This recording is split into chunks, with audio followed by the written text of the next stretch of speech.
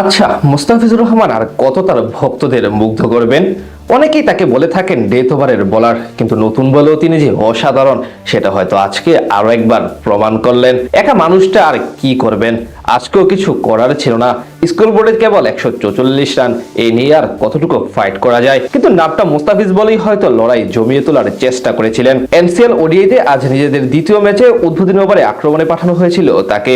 ইনিংসের প্রথম 2 বলে জোড়া বাউন্ডারি হজম করে কিছুটা এলোমেলো মনে হচ্ছিল মুস্তাফিজকে, তবে কামব্যাক করতে সময় নেননি একটুও। নিজের স্পেলের দ্বিতীয় ওভারে অন্যরকম এক ফেজ, তার গোট লেন্থে পিচ করা ডেলিভারি লেগ সাইডে ঘুরানোর চেষ্টা করেছিলেন ডানহাতি হাবিবুর রহমান সোহান, পারেননি। বল ব্যাটের কোনায় লেগে উঠে পড়ল সোজা উপরে, তালুবন্দি করলেন আফিফ হোসেন ধ্রুব, দলকে প্রথম সাফল্য এনে দিলেন দ্য ফেজ।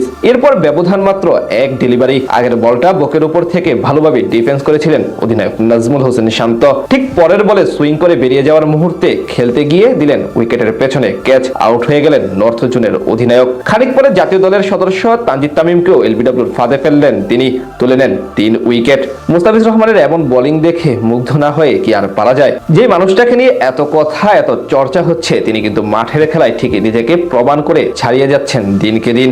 তবে সেখান থেকে খুব বেশি প্রতিরোধ করতে পারেননি সাউথ জোনের বাকি বোলাররা। শুরুতে 2 ওপেনার হাবিবুর রহমান সোহান ও তানজিদ তামিমের সাথে নাজমুল হোসেন শান্ত বিদায় নেওয়ার পর লিটন কুমার দাস এবং তাওহিদ হৃদয় মিলে প্রতিরোধ গড়ে তোলেন। লিটন কিছুটা আক্রমণাত্মক মেজাজে ব্যাট করতে থেকে দলকে বিপদ থেকে উদ্ধার করেন, এরপর ধীরে ধীরে চলে যান জয়ের বন্দরে।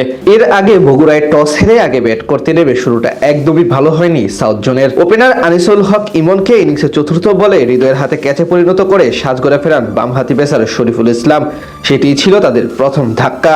এদিকে নিজের ফর্মের সঙ্গে দীর্ঘদিন ধরে লুকোচুরি খেলছেন সৌম্য সরকার, আজকেও দেখা গেল একই চিত্র। শুরুতে 2 বাউন্ডারি হাঁকিয়ে ভালো কিছুর ইঙ্গিত দিলেও বামহাতি এই তারকা ব্যাটারের কাছ থেকে আসে কেবল 9 রান। আরেক ডানহাতি তরুণ জাওয়াত আবরারকে নিয়ে স্বপ্ন ও আশা দুটিই ছিল অনেক, পাশাপাশি তার দিকে নজর ছিল সকলের, কিন্তু প্রত্যাশা অনুযায়ী আজকেও পারফর্ম করতে ব্যর্থ তিনি। 5 বল থেকে মাত্র 9 রান করে উইকেটের পেছনে লিটন দাসের হাতে ক্যাচ দিয়ে বিদায় নেন আবরার। খানিক পরে আগের ম্যাচের সেঞ্চুরিয়ান আফিফ হোসেন বিদায় নিলে ভীষণ চাপে পড়ে যায় দক্ষিণবঙ্গের প্রতিনিধিরা।